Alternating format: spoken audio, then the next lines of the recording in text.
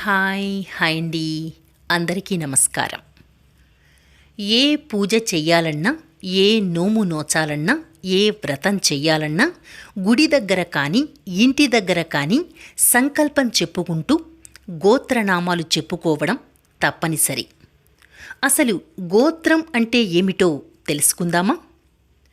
గోత్రం వెనుక ఉన్న శాస్త్రం ఏమిటంటే జీన్ మ్యాపింగ్ అని ఇటీవల బాగా ప్రాచుర్యం పొందిన అధునాతన శాస్త్రమే.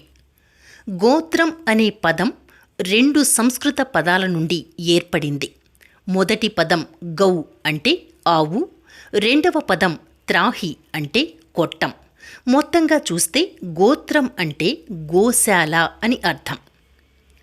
జీవశాస్త్ర పరంగా మానవ శరీరంలో 23 జతల క్రోమోజోములు ఉంటాయి. వాటిల్లో తండ్రి నుంచి వచ్చే వై క్రోమోజోము మగవంశం మధ్య మాత్రమే వెళుతుంది. అంటే తండ్రి, కొడుకు, మనుమడు, మునిమనుమడు ఇలా.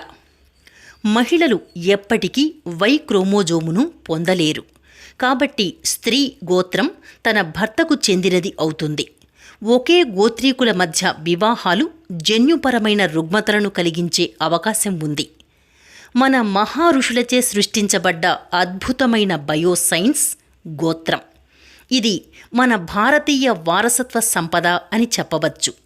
మన ఋషులు వేలాది సంవత్సరాల క్రితమే జీన్ మ్యాపింగ్ను క్రమబద్ధీకరించారు. కాబట్టి మహారుషులచే సృష్టించబడ్డ ఈ అద్భుతమైన గోత్ర విధానాన్ని మనము గౌరవిద్దాం. సాంప్రదాయాన్నే కాదు, ఈ విధంగా సైన్స్ను గౌరవిద్దాం. ఏమంటారు? ఈ వీడియో నచ్చినట్లయితే లైక్ చేయండి, షేర్ చేయండి, సబ్స్క్రైబ్ చేయడం మాత్రం మర్చిపోకండి.